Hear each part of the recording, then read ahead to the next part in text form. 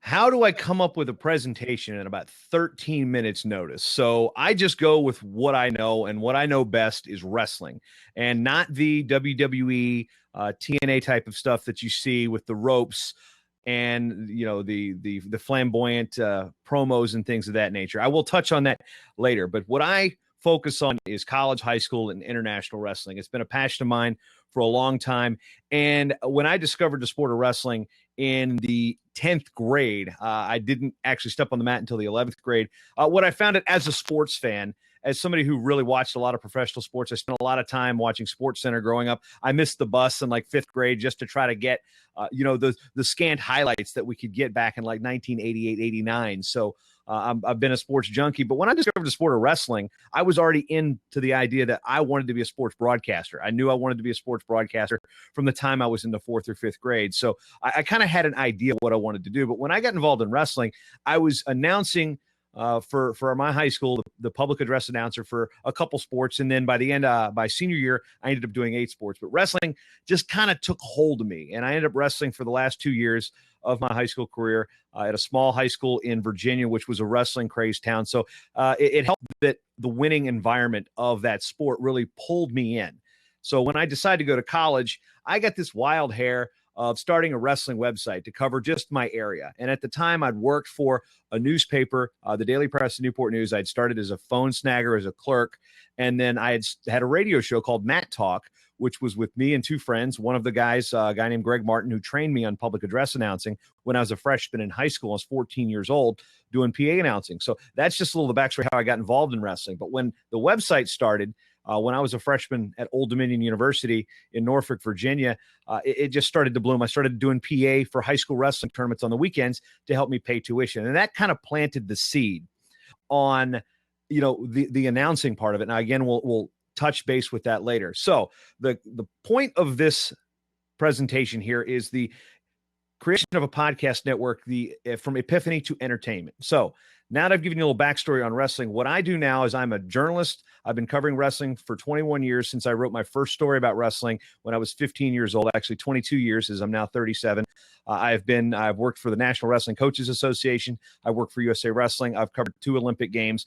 I most recently finished off the Olympic Games in Rio as the in-venue public address announcer in Karaoke Arena 2. So the voice you heard in the background doing the medal ceremonies and introducing the wrestlers to the mats, if you have come across any of the wrestling footage, that was me. So I've spent a long time getting to that point. So you can see that there's a real prevalence of where I am in the sport of wrestling. So podcasting, how do I get into podcasting if I've got such a wrestling background? In 2008, I was working for the National Wrestling Coaches Association in Pennsylvania. I got cold called by a coach here at the University of Minnesota who was starting a production company on a show called Wrestling 411. The idea was to create a sports center for college wrestling, and I jumped at that. I jumped at it right away. It was a startup. It was a risk. I had just bought a house in Pennsylvania. I lived in it for maybe 8 months before I packed up my stuff and said, you know what, I'm moving to Minnesota. That's not a rational thing to do. But when you're 25, 26 years old, or wherever old I was, I think it was 28 at the time, and nothing's really tying you down, no wife, no kids, no crazy ex-girlfriends, hey, I'm ready for a move. Let's do it. So Wrestling 411, part of that concept was to have a radio aspect, a television aspect, and we were going to post our archives of our radio shows online. This, was my introduction to podcasting. I hadn't even listened to a podcast until we actually had to produce a podcast. And again, I did not know what a podcast was. So Wrestling 411 was a show that ran in 2008, 2009. The company only lasted a year. But what we were doing at that time is so funny when I look back on it. It's like, people are doing this now. They want to do it. They're doing the same thing we did now. Only if I knew then what I knew now, I guarantee you that company might still be in business. But, hindsight's always 2020. We were doing a video show, which we were hosting on blip.tv. And then we were posting, little blogs on our site at wrestling411.tv, which is now defunct. And then we were posting the audio archives on a WordPress site. This is the first time I'd ever used WordPress, was in 2008. And it's also the same year I bought a Mac, which is just a tremendous machine for podcasting. So we get the show and I start posting it as the archive, and it's just self-hosted. I had no idea what I was doing. And then about halfway through, about 3 months in to the show, and we launched the show in November of 2008. And we're sitting there and we're like, and I see this iTunes icon because I wasn't the webmaster. We had a guy that built the site for us. And I was like, I see this iTunes icon and this RSS 2.0 icon. I'm like, wait, is this a podcast? Is this an iTunes? Sure enough. So then that was the first podcast, and Wrestling 411 ran for a bit. After that company tanked, I had an opportunity to work for USA Wrestling in Colorado Springs, the national governing body. So when you hear the interviews with like Michael Phelps and that other guy who pulled his stunts in Brazil, I think his name rhymes with Bryant. Never mind. Well, those are the companies that kind of oversee the sports. Well, I worked for USA Wrestling. I started a podcast with USA Wrestling and called it Mat Chat. That was my second show. When I left after 3 years, that show kind of pod faded right after the Olympic trials in 2012. And at that time, I had since gotten married. I had had a child, and we decided to move back to Minnesota because my oldest daughter, Lucy, who's now 4, who I just dropped off at preschool, I had a few medical issues, and we were worried about long-term what's going to happen. So we opted to move back to Minnesota. And while I worked for another company in the meantime, I started another podcast. My third podcast was really where this took off. So I started a show called Short Time. This show is probably like, again, that Sports Center mindset where if you're a sports radio fan, you're sitting there and you're like, okay, every 20 minutes you get a Sports Center update. Well, my concept with Short Time initially was to play off the name. Short Time is a wrestling term. It means, hey, your coach will yell at you, short time, which means there's like 10 seconds left in the period or in the match. So there's not a whole lot of time. So usually that's an indication of you've got to defend because you don't want to give up points and lose the match, or you have a very short time to score the winning points. So Short Time became the name of it, and the idea was a 5 to 10 minute show, not daily, but it would be I'd do it each night where there was relevant news. And so first thing you got in the morning, you'd be driving to work or you're in your shower or whatever, and you'd get the day's biggest notes. So that was where Short Time developed. And then the other company I'm working for has an issue with ownership, and I'm caught in the middle, but I'm still doing the podcast. And I was driving, and this is the epiphany, folks. I've realized I've spent 10 minutes telling you the backstory, but here's the epiphany. I've been a sports fan. I established that in the first bit, and I have XM radio that came with my truck when I bought it in 2008. I loved it so much, I just kept it.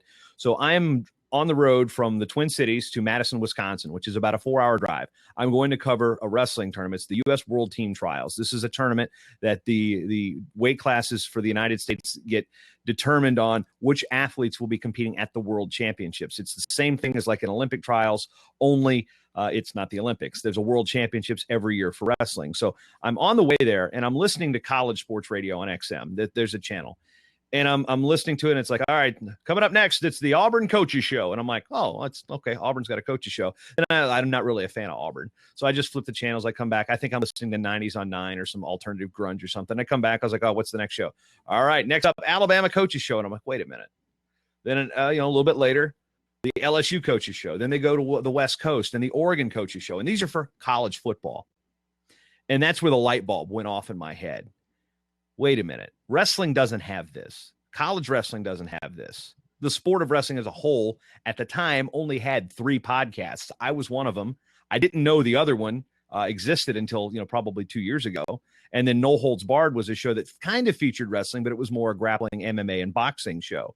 So I was basically the only dedicated known podcast that I knew at the time. There was another called Mat Slammers, and the guys out of Iowa have done that show since 2006. So I can't take credit for being the first show. But the light bulb is like, wait a minute. I only knew of 3 colleges that actually had their coaches do weekly radio shows: Oklahoma State, Penn State, and Iowa. 3 of the big names. And when you think college wrestling, those are probably, even if you don't know anything about wrestling, you usually would think Iowa is one of the first names that comes to your mind. Well, you'd be correct. Same with Oklahoma State. So I sat there and I was like, can I do this?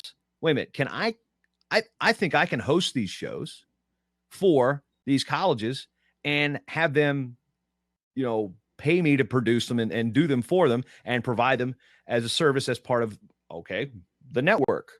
All right. I didn't even know what I was going to call the network at the time, but I know the idea excited me. I was like, wait a minute. I have all these connections within the sport of wrestling. I've been covering it for a long time. So that's one thing that really put me ahead of the game in trying to create a podcast network that, some people won't really have if they want to create a podcast network. So the idea was, again, I am going to reach out to college wrestling programs and do their coaches show. And my pitch was, this is your show. It's like your football team. You've got your own coaches show.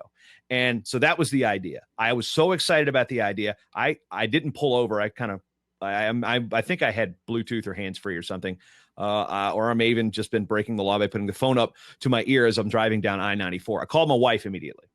I was excited. I told her about the idea, and she did not balk at it at all. She's like, that sounds like a good idea. So the next person I call, and now at this time it is 2014. So it's the spring of 14. I had done short time. I started short time in November of 13. So I've gone through, and the wrestling season was over. So I'm trying to figure out what I'm doing with content and interviews. And so short time's going through a little bit of a pivot, trying to figure out what that's going. But then the next person I call is Dave Jackson. And I'd been listening to Dave's School of Podcasting and Ask the Podcast Coach. Had been fairly prolific in the Google Plus groups.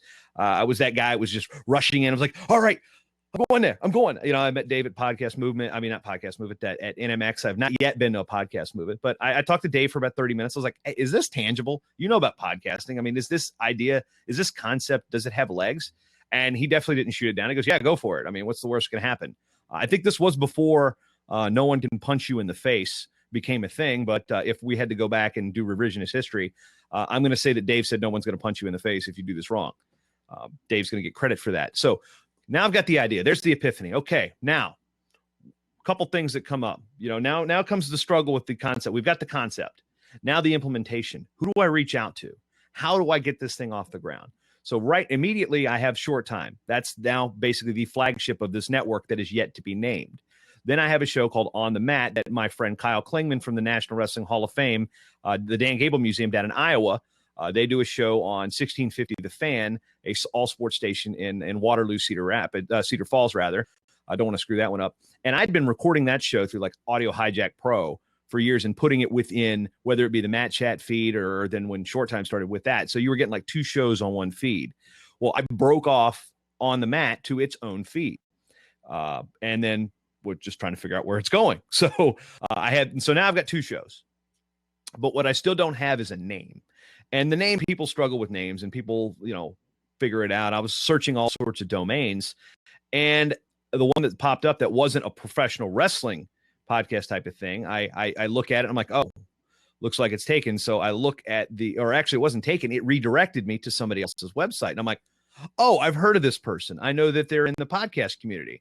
So I sent them an email, and they wanted a significant amount of money for the domain. So my initial idea for what I was going to call this thing was shot down because I didn't have, $10,000 to spend on a domain name. So I went back in time. And remember me telling you about Matt Talk, the radio show on the AM station when I was 17 years old? Guess what? That website that I started in my dorm in October of 1997 was called Matt Talk Online. What is the concept I'm trying to develop? What was it called? We're talking about wrestling mats. We're talking about wrestling mat. It's Matt Talk. That's what podcasts are. They're mostly talk. Matt Talk Online. So my domain had been lifted from me a couple years ago because of a bad hosting deal. I won't really go into that, but I type in the domain on a whim. And you know how you go to these landing pages and you see this domain may be for sale. I'm like, oh boy, what Korean reseller is going to try to take me for a ride here? And I click on it, and it goes to a GoDaddy page. This domain may be for sale. $85. Oh my goodness. I've got my company. I got my concept, Matt Talk Online. That was the company that really established me as somebody who was, moving up in the sport of wrestling. It was a Virginia site. And then I became, it's the Virginia guy from Matt Talk. That was my brand before I went to, a real job. Time to bring the brand back, because when you go back, you can go home again. So Matt Talk Online is reborn in July of 2014. I've got two shows. Now, what do I do to get more? How do I reach out to these coaches? Well, this is where, when you're building something like this, and I think this works for anything in business. When you're building something, you go with I think Brian from ProfitCast said, know, like, and trust. Well, I found people that I know, like, and trust. First pitch was my alma mater, Old Dominion University, the wrestling program there. I did not wrestle in college. I did announce their home duels, and I was very active within the program. I had roommates that were on the team. Some of these guys are still my best friends to this day. So I make the pitch, and they're kind of looking at the figure, trying to figure out, and I'd spent time with some coaches trying to develop the concept, and they're like, yeah, I work in fundraising. You need to charge this and do this much. And I was like, okay, I'll give it a shot. So when I talked to my alma mater about it, they're like, we can do it for this amount, which was a little less. But I was like, hey, you know what? Alumni discount. You're my guinea pig. Boom. Had one on the board. So I've got my first show. But when people look at it and they know I went to Old Dominions, they're like, oh, Bryant's just doing this because that's where he went to school. So who do I talk to again? The next coach I talked to this is at the National Wrestling Coaches Association convention. And again, for full disclosure, I was a freelancer for the NWCA. So I was down there on their dime writing press releases and things like that. So I'm down there in the opportunity. So who's my next thought? Okay, I'm going to stay in state. I'm going to go with somebody I know. Kevin Dresser is the head wrestling coach at Virginia Tech. When I was in high school, he was the high school coach at Grundy, which is out in the southwest corner of Virginia. And then he was coaching at Christiansburg, which he had won so many state titles down there. Then he became the coach at Virginia Tech. So I've known Kevin Dresser since I was 16 years old. He was actually the first opposing coach I ever interviewed in my career. So we've known each other for 20 years. So I sit down, having coffee in the lobby of the hotel in Fort Lauderdale, Florida. And I was like, so here's what I want to do. And within 20 seconds of my pitch, he says, we'll do it. Boom. There is show 2. So right now, first year, I've got Short Time, I've got the On the Mat, I've got Virginia Tech, and I got Old Dominion. Then I talked to a coach at University of Maryland, and they kind of, Kerry McCoy kind of waffled a little bit. After I released the Virginia Tech show on podcast day, the very first one, September 30th, was when I fully launched the first Virginia Tech show. Within 2 weeks, that Maryland coach called me and said, when are we doing a show? Boom, there's 3 schools. One of them, now Maryland's in the Big Ten. So once they cleared it with contracts and all that. So then there's my concept. There is the implementation. So where do you go from there? So once I've got the show, then it becomes all the busy work. Okay, can I balance my time correctly? Can I sit there and figure out, okay, how much time am I going to spend? How many shows am I going to do? Changing the concept. My initial concept was to do 2 shows a month for these programs. And then, that's so 24 a year. And it's a guinea pig year. This is a guinea pig year. I was also talking with another coach who had a wrestling company that did camps and clinics and provided resources. He came on later at a more of an a la carte item. So I became flexible with what I was charging to try to break out how this is going to work. That show ultimately has become one of the most popular on the network. So as we sit right now here in International Podcast Day, the third one here in 2016, there are currently 14 active college, high school wrestling shows on Matt Talk Online, my network, which is, again, a bronze sponsor of International Podcast Day. 10 of those I host myself. And before you gasp how you host 10 shows, again, I'm not doing weekly shows for every single one of these. These are bi-weekly, or as my friends from India who did a fantastic presentation late last night, a fortnightly show. I want to steal that word. So there's, every 2 weeks for those shows. So I'm not putting out, 10 episodes a week every single week. Now, granted, International Podcast Days here. I've already released one show for today, one of 3, Buena Vista, which is a new client, a small school that came on. They came on and they got a sponsor to pay for basically my fee. They had an alum who owns a business, and boom, that's another thing I'm going to get into in the marketing here in a moment. But 3 shows coming in today, and that'll make 10 shows this week I've released specifically for the build up to International Podcast Day. So I realize I'm throwing a lot at you here real quick, but let's now get to that. We've talked implementation. So actually implementation is a little tougher because when you're dealing with colleges and universities, there's a lot of red tape you got to deal with. I had to write up a contract. It wasn't just like a handshake. So I had to go get logo approval from the university so I could actually use Virginia Tech and Old Dominion's logos, because college sports teams, they got to be, there's licensing. You can't just go to a store and, hey, can I make this shirt with a Virginia Tech logo? Doesn't work that way. Those things are copyrighted. So you have to get logo approval. So I've got logo approval for my podcast artwork. And this is, again, a sticky point, because if we remember, Major League Baseball came through a lot of those podcasters, and anything that even said, the Mets or a logo or anything like that, they had to come down. That was kind of standard for all the teams. So I wanted to make sure I had logo approval so iTunes wasn't after me. And I've got all these written and signed. So when that happens, I've got a contract. It's been approved. They vetted it through their broadcasting, like Learfield Sports holds a lot of copyrights for the presentation of any type of audio. Well, they were not in the podcasting space at the time. They're actually going to jump into it now, which is a big thing with sports. So I've got the logo approval. It's again part of that implementation. And okay, Virginia Tech show again. I launched it September 30th, but here's the moment that the epiphany really kind of came to fruition, and the concept was proven, and the implementation was valid. And I'm sitting where I am right now, and outside, right behind me, is a window, and I'm in a basement office. And my wife and daughter like to walk on. Now, that was my only daughter at the time. Now I have two beautiful girls, and I get a knock on the window. So I pull the blind to look, and she presses an envelope against the window. And there's the check from Virginia Tech. There's the check from the Virginia Tech athletic department. The school is paying me to produce a show for them. That right there was the moment that I'm like, all right, I've got a business. I mean, it was just an idea.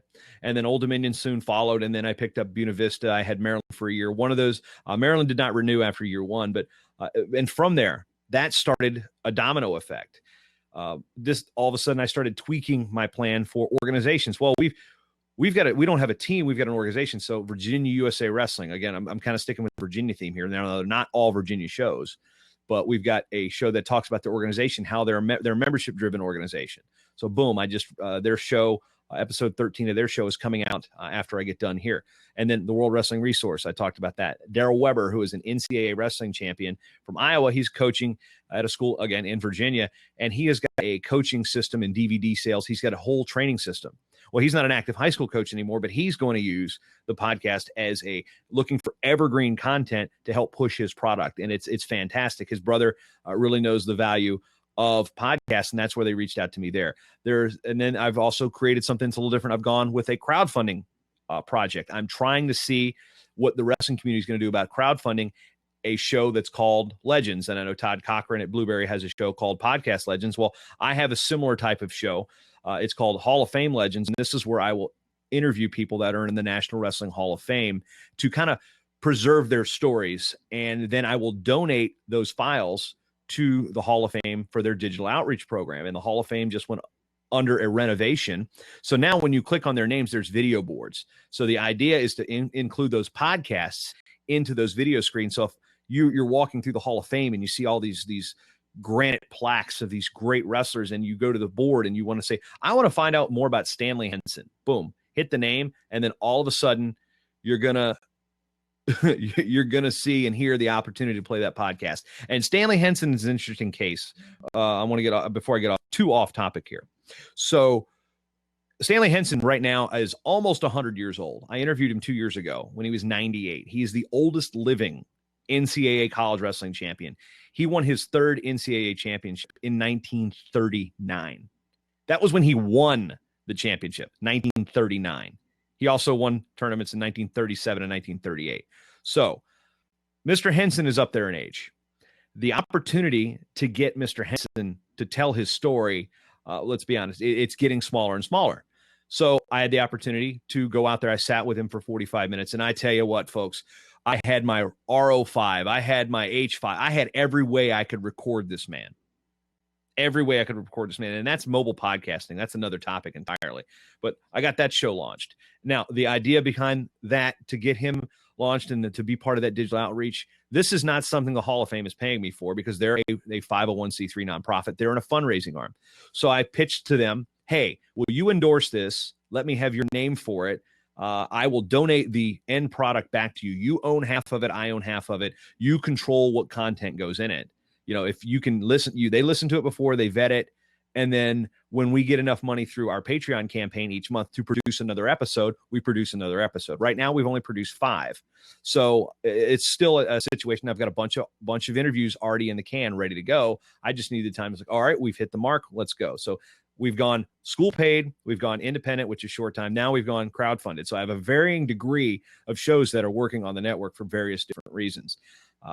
Also want to throw out, I guess, a room for questions, because again, Steve had asked me to do this about 13 minutes before we started. So I don't really have a formal presentation, but that is the concept in Epiphany. Now I want to explain the impact a little bit. So if you've got a question, please throw it in the chat room. I'm all ears, because got a lot of different things that I can answer here. I mean, I don't consider myself like a super expert, but I know enough, because I get a lot of calls about podcasting from people in wrestling, and there's the impact.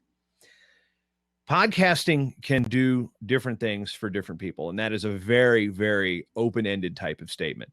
So in the sport of wrestling, as I alluded to earlier, there were 3.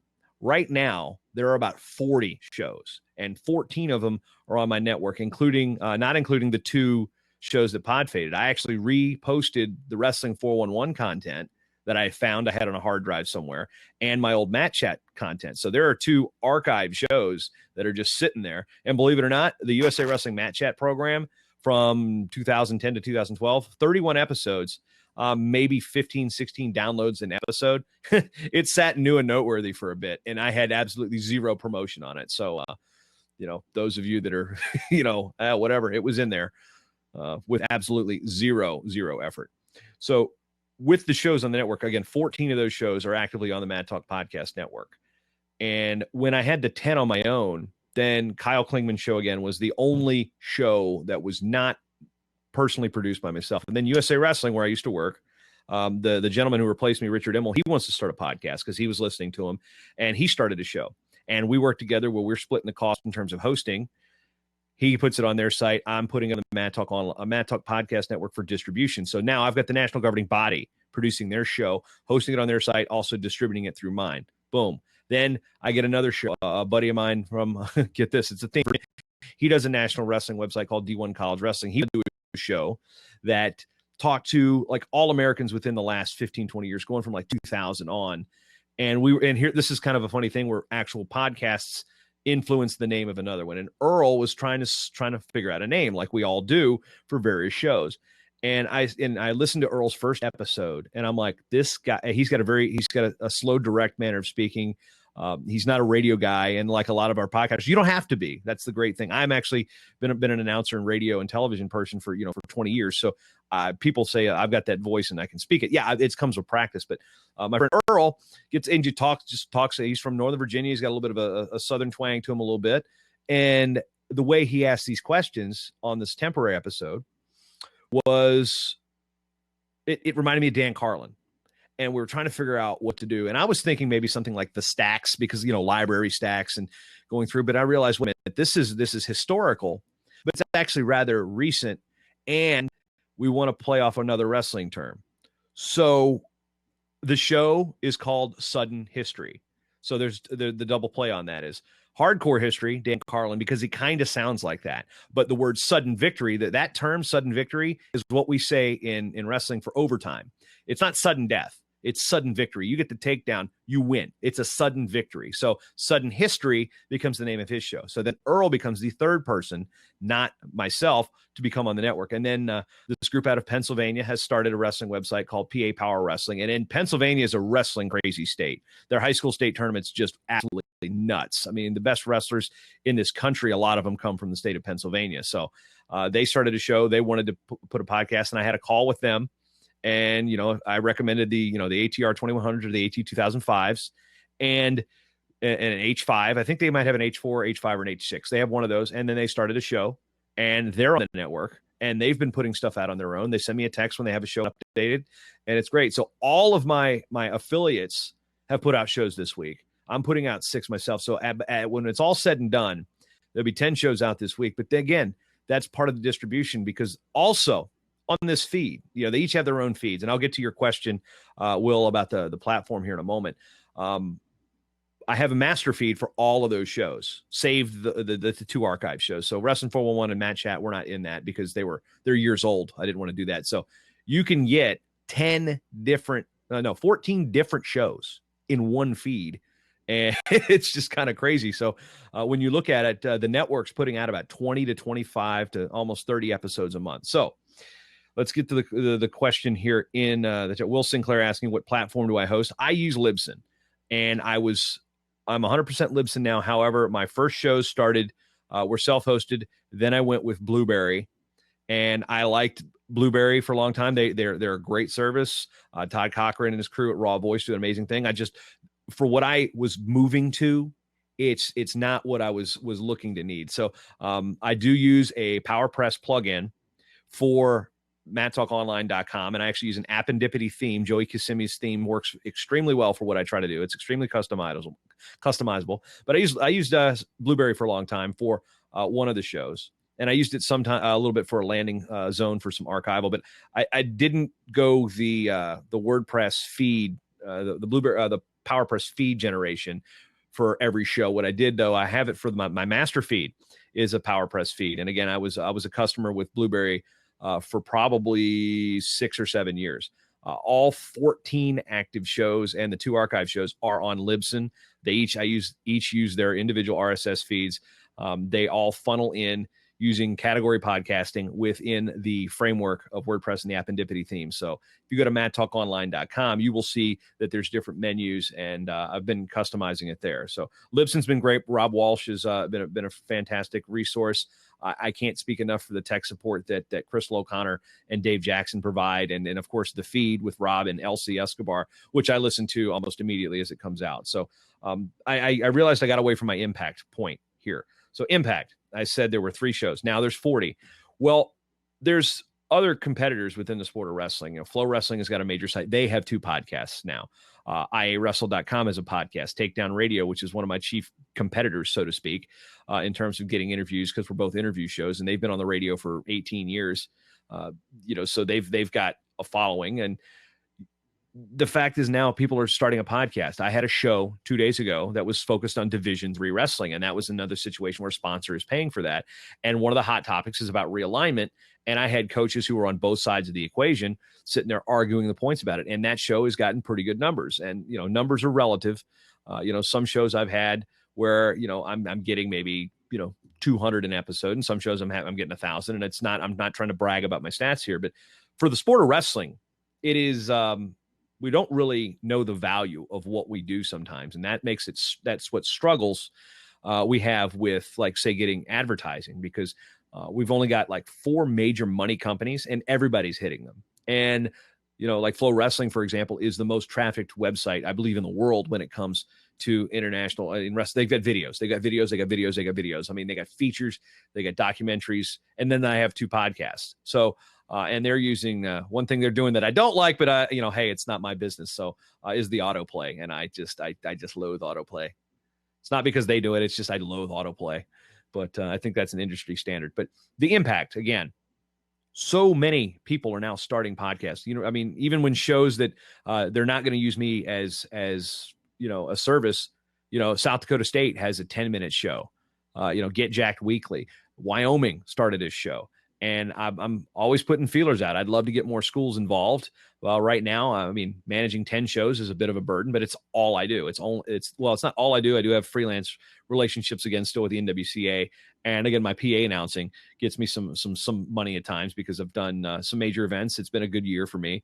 I announced the 2015 World Championships, the Division I championships in Madison Square Garden, Division III championships, of course, the Olympics. So that is part of that impact thing is, I don't think everybody can come off the street and say, I'm going to start a podcast network about something I'm interested in. There's nothing stopping you from doing it. But I think what helped me in this situation was my reputation, having done this for a long time, being a respected name in the sport, and honestly knowing what I'm talking about. I was a terrible wrestler as an athlete, but that didn't stop me from really falling in love with the sport and knowing the personalities. So, when the coach at Virginia Tech started a major furor when he called out the coaches from Iowa about a controversial dual meet that allegedly Iowa ducked, and used a rather not nice name to do it. And that one had me kind of on edge a little bit, because the AD was asking, we were trying to figure out, do we take it? They wanted me to take it down. I said, give me the creative license to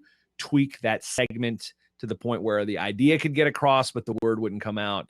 And they did it, and they kept it up, because remember, that's one of my pitches with these teams. It's your show. Whatever Old Dominion wants to talk about, Old Dominion talks about. Whatever Virginia Tech wants to talk about, Virginia Tech talks about. I serve as that guide, as the journalistic kind of voice. And, a lot of these questions, they're not prearranged, but there's some softballs in there, because it's their show. They're paying for their show, just like every college football. Do you think that the LSU football coaches show is going to be like, Les, why did you blow that call? No. Well, they just fired Les Miles anyway, but that's what it is. It's paid content, but it's also got a relevance. Like the Virginia Tech show, their fans go nuts for it. The Division III show that I did 2 days ago with this hot topic, that's taking off. I'm releasing an episode today with Stipe Miocic, who is the current Ultimate Fighting Championship heavyweight champion. He's the heavyweight champ of the UFC. So that's a big name when you're in sports. And I've also had other people in the opportunities to get one big guest usually leads to another big guest, leads to another big guest. Again, that's another topic entirely, a landing guest. I'm not a super expert on that, although getting UFC fighters, getting Olympic medalists. I've had Olympic medalists from other countries. Erica Weeb from Canada was on the show last week. She won the gold in Rio.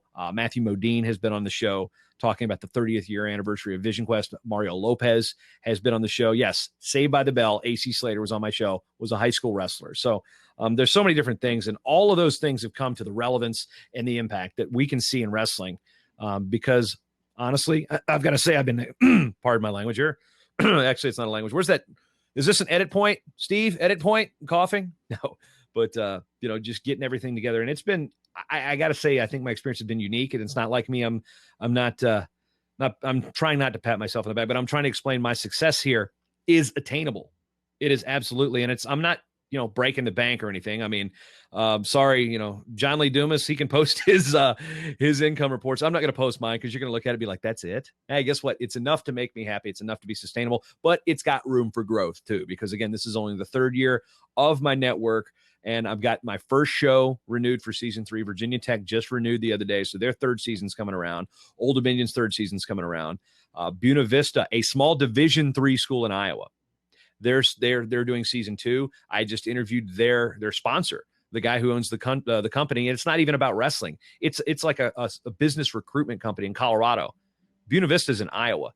He was a 2-time All-American. There's a tie there. Of course, we thank him for the show. And there's just so many different things you can do with it. And Buena Vista is using it to reach out to their fan bases in Iowa and just impact. You can have so much impact on so many different niches.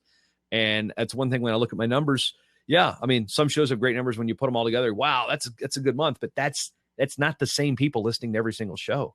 That's the best thing about podcasts is it's a niche, because as I believe I was going to listen to Better Podcasting the other day, and they were talking about how rare is it somebody that's like, I'm going to do a Deadliest Catch Big Brother podcast.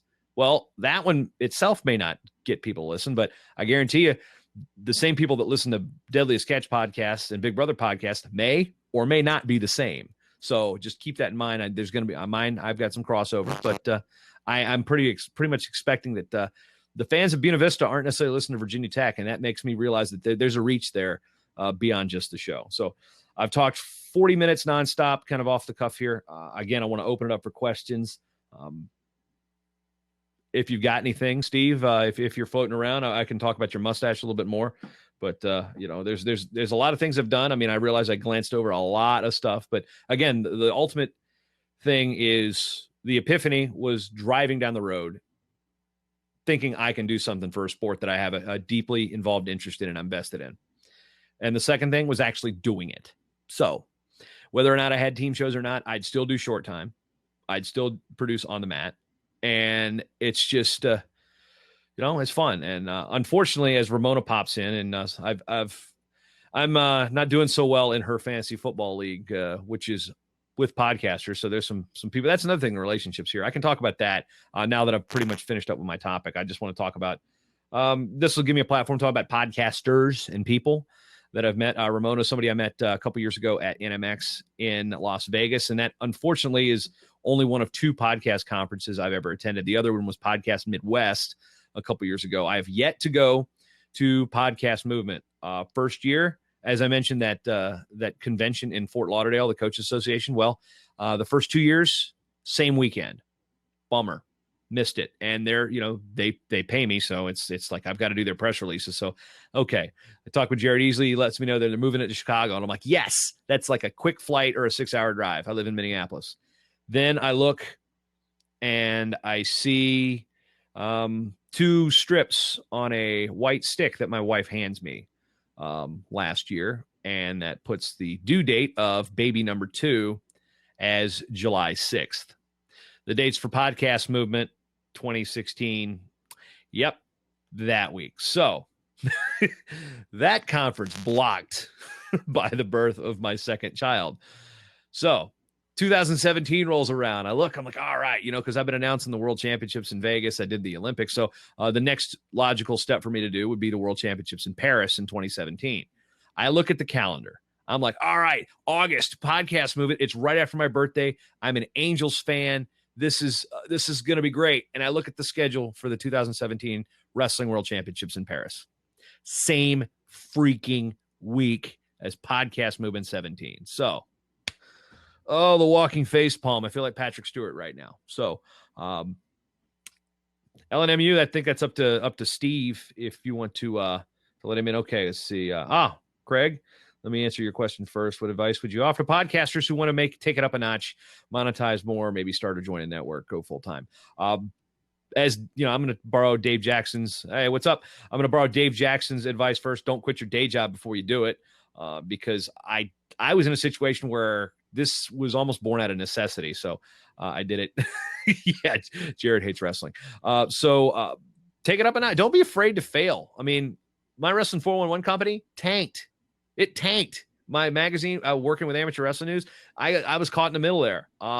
Guess what? That was not a success for me. I thought I was doing success, but it was not a success for me. So don't be afraid to fail. I mean, that's, I think, who told me this the other day? I think somebody told me that you don't learn. Actually, it was Monty Murs from the Buena Vista show. You learn more from failure than you do from success. So don't be afraid to fail. You want to monetize more? Let's not put the cart before the horse. I was not monetizing short time right away. I had actually had a wrestling company that did headphones, which I thought was fitting for the medium of podcasting for the first 2 years. They're not renewing for their third year, but a little bit of money, just, if you want to just get your costs covered, I think that's where you start. Don't try going for Casper mattresses, because you're not going to get any ROI on that for them. And join a network, just ask. I joined Nick Suberling's network, the SPNT.TV network, and it's like small sports podcasters. I mean, he had the Bengals show with Inside the Jungle. He's got Cincinnati Soccer Talk. There's like minor league baseball stuff, Notre Dame podcast. So I just say, hey, can I be part of your network? They're like, sure. So sometimes you just got to ask. All right. What's up, man? Hey, can you hear me? Absolutely. Okay. So I host my own podcast. It's The Mix Up. It's a sports and entertainment show. And like you were saying, I'm not trying to plug my own show. My point was going to be about monetizing and trying to grow your podcast audience. Like you said, certain audience fans or listeners might not be the same in two different groups, like the Deadliest Catch and Big Brother. Mm-hmm. That's fine. But that's also why if you expand and you're thinking outside the box, like I started doing, instead of having it twice a week on just sports, make it a sports and entertainment show. There are esports fans. There's people that just like gaming. There's people that like the new movies that just came out. There's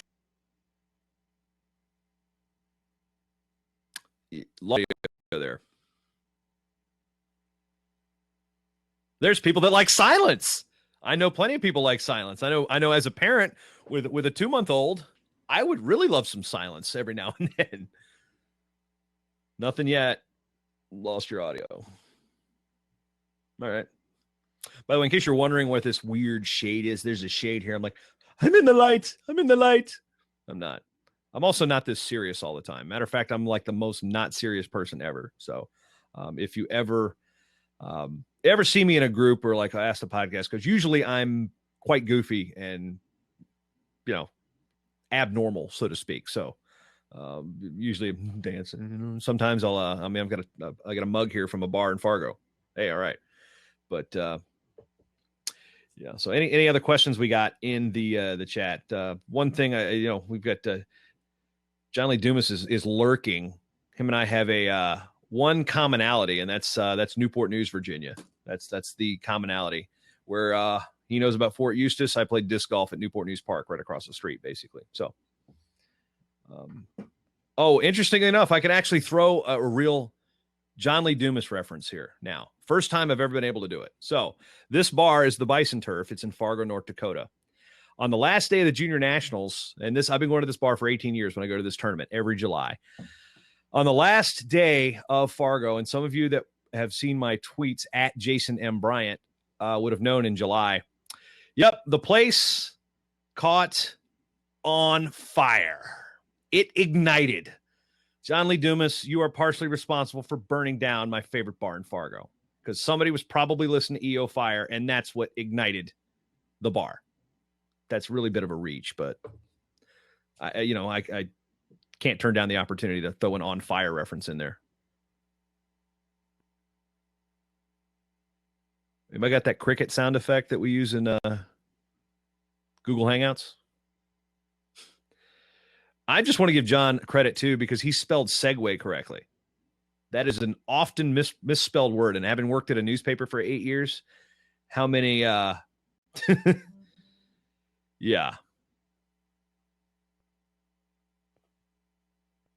And Espanol. Actually, Craig, I want to actually mention Spanish here real quick. I want to talk about my Olympic experience just for a moment. I've been to Rio twice. I went in February for a test event, and that's what got me the opportunity to announce the Olympics. So I'm down there for 16 days in Rio. Beautiful, awesome. Food was amazing. Beer was good. People were friendly. Only swatted one mosquito the entire time I was there. I know a little bit of Spanish. But when I say a little bit, I mean, yo hablo español un poquito. That means I know Spanish. I speak a little bit of Spanish. 3 words helped me in Spanish. That was it. 3. 3. So the little Spanish I knew 3 words that got me along, because the Portuguese, cerveza, aquí, and hola. That was pretty much it. That was it, Craig. Yeah. And actually, it's not cerveza. It's cerveja, because the Z was a J there. But yeah, not much help with yes. I don't think en fuego is Portuguese for fire, but I'm waiting for Steve to throw me a lifeline here. Can phone a friend. There we go. It is so crazy busy in here, and those that are on the Twitter stream, I'm sorry, I can't keep up with what's going on. You know what? I can't. I haven't even looked at the Twitter stream as we going, because now I'm gonna have to pull it up now, because I don't have enough to do. I've got to edit one more show. I got to write 2 press releases, and then I've also got to keep your screen here, and then I'm gonna have the Libsyn screen up over here shortly. So it's just it's wild. Well, Jason, it's really an honor to have you on, and I'm sorry about the short notice. Sometimes the scheduling fails on what we're doing, and we have to jump through some loops. But when you talk about your past and your history, how do you see that real marriage between, your passion and your podcasting? Is that really what makes the difference that you believe with your success with wrestling podcasts? I think it's because I care. So, I mean, I've been around a while, so that helps. But I think it's because people can hear it in my voice that I'm genuine. I care about what I'm talking about. If you're on my show, there's a reason you're on my show. It means that I feel that there's a genuine interest that you bring, not to me, but to people that are like me, because people talk about who is your avatar. Well, I don't really care. I am my show's avatar. I am the wrestling junkie. I'm the one who wants to consume this stuff. There are people, wrestling fans are like me. And I am my own avatar, my show's own avatar. So if it interests me and I think, wow, this is something that I think people should hear about, that is what I think really connects it. And finding a relevance too, like getting Mario Lopez on the show wasn't just like about getting Mario Lopez. I mean, Mario was a wrestler in high school. He was a state place winner. He was actually pretty good. And when I got him on the show, he started talking about, if the acting thing and Saved by the Bell was still early in his career, that could have fizzled out really quickly. Because, once you get old, you kind of age out of Saved by the Bell, kind of like you age out of Menudo. And so he goes, I was going to go wrestle at Arizona State and wrestle for Bobby Douglas. And that's a story. That's something I was like, what? He was going to do that? And it's, for us to think about a guy like that, oh, wow, Mario Lopez, you know what? Okay, he would have been a child actor who had a career. Now he's a big deal. So him telling that story, I think that's relevant. And, getting Matthew Modine to talk about Vision Quest. I mean, that's something that, again, relevance. And, I want to hear what Matthew Modine had to say about the making weight, and come to find out he was the one actually cutting weight he was the one actually trying to gain weight in Vision Quest versus his character trying to lose weight. So the real story behind it, I think, connects it. And, it's hard for me to hear something I've not heard before in the sport of wrestling, but it happens every single interview. So when it's like I have a jaw-dropping moment, it's like, it's something that, and I've been doing this for a long time. I just think it's providing a value. And I have to put my own emphasis into it. If I think it's cool, I think other people are going to think it's cool. That's usually not the case in some things, but I've been more right than wrong in that situation. So, I've had interviews flop because, nobody wants to hear what Miss Virginia USA has to say about being a high school wrestler. Yes, she was a high school wrestler, had her on the show, but That's the best thing about podcasting too. If you don't want to listen to that episode, you don't have to listen to that episode. I mean, it's just, I don't want to hear about a Canadian women's wrestler. Okay. You don't have to. I don't want to hear about the UFC heavyweight champion. You don't have to. That's the best thing about it. You can look, all right, well, I guess, you can even swipe right or whatever that means, whatever the kids are doing now with these newfangled swiping apps, but you can delete it and not listen to it if it doesn't interest you. Because I believe one thing that we've really heard across multiple countries, there's a commonality, there's a thread, that is, you really have to have a passion and a love for what you're discussing, what you're presenting. That creates that drive, that creates that intimacy in people's ears and their desire to continue to listen. And certainly you're one of the experts, I believe, in achieving that objective. And I think it's a lot of basis on your past experience, your knowledge, your personality, but most of all is just your love for what you're talking about. Yeah, and I also want to say from a work, I can talk wrestling 24/7. Doesn't mean I want to talk wrestling 24/7. I can talk podcasting 24/7. Doesn't mean I want to talk podcasting 24/7. But here's the ultimate thing when it comes to why I love doing what I'm doing. Whether it's the PA announcing part of my job, or whether it's a feature writing angle, or I write something that's just gets picked up by the Huffington Post or Yahoo Sports, which has happened. But it's the feeling of accomplishment from a job well done. I think that is universal, no matter what you do. When I was working at the newspaper, I loved my job. I worked in sports. I was designing. It was a pressure environment. But here's the thing. When people are reading the newspaper, they're opening up, looking at the byline of the writer. Now, I wrote plenty for the newspaper. I got a lot of this. I got to see my name in print numerous times. But nobody's opening up the page and looking at it and reading the story about the no-hitter that the guy on the West Coast pitched and go, man, whoever had to tear up these last 2 pages with 15 minutes to go on deadline did a tremendous job. There's no real feeling of accomplishment in laying out a newspaper except for yourself. And after a while, that gets old because, and especially when you're single, you want some type of validation. You don't need it, but you want it every now and then. It kind of keeps you level. And that's where my wife is a good grounding presence, because she'll give me just enough of what I need. It's like, oh, that's great, honey. I'm really happy for you. It's just something like that. So I left the newspaper because I was burnt out. It wasn't getting anything out of it. And with a podcast, every interview, when you knock one out of the park, and I'm sure John can probably talk about that too, with as many thousands of people as he's interviewed.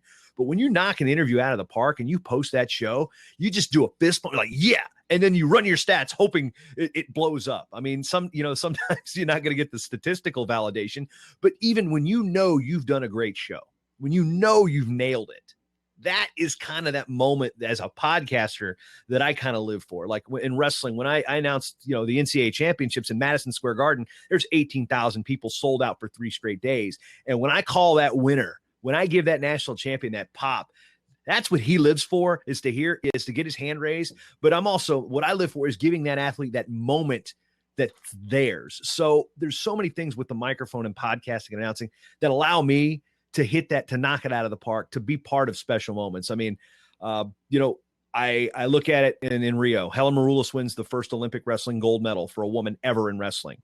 I went and rewatched it again. I was crying when it happened, and I was crying watching the replay.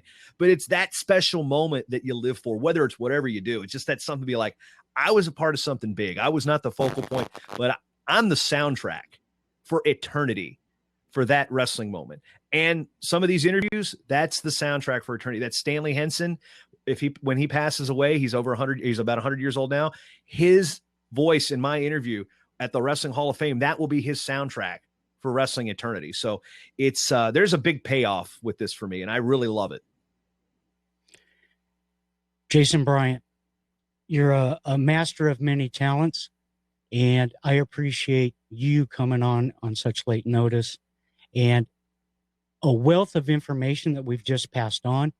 And these videos will be available later next week for people to enjoy. But really, happy podcast day, Jason, and thank you so much for everything you do. Hey, Steve, I appreciate what you and Dave have done with all this and everybody that's involved. I know I'm just leaving out a bunch of names, but this podcast community has been so grateful and welcoming. Guys like Dave Jackson, Jim Collison, Daniel J. Lewis, Ray Ortega, et al. the tripods, as I call them. And it's just been so welcoming. People I've met, Ramona, Emily, and so many different people, yourself. It's just, it's a gracious and accepting community. And thank you for, on short notice, I have absolutely no problem jumping in because I love to hear myself talk. But hey, you know what? I also love to help people. Well, Dave and I were talking about it, and it said, who can talk for an hour on short notice? There was one name. Yeah. All right. Well, that's not a problem. Now I've got to go talk for another hour. I understand.